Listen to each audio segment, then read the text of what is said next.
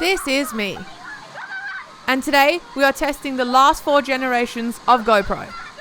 I look like a mentalist. Here we go. The price you pay for tech reviews. Hi, I'm Miller and this is the GoPro 8, 9, 10 and 11. We're going on this slide right here.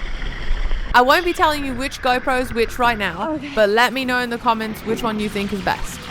Here are my hot takes on these GoPros. The GoPro 8 is small and now very cheap to buy.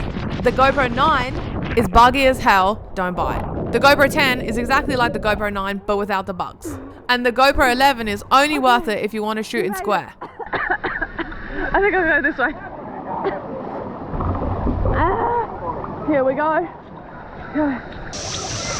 There's no easy way to get out of this pool either. Now let's see if you knew which one was which. One thing I would say, that quality at this point is not that important because as you can see, they are all pretty similar in quality. Did you get it right? Let me know in the comments. If you want to see the GoPro 12 go up against these cameras, then let me know. Don't forget to like, comment and subscribe. Miller the Tech Reviewer will be back soon. Bye!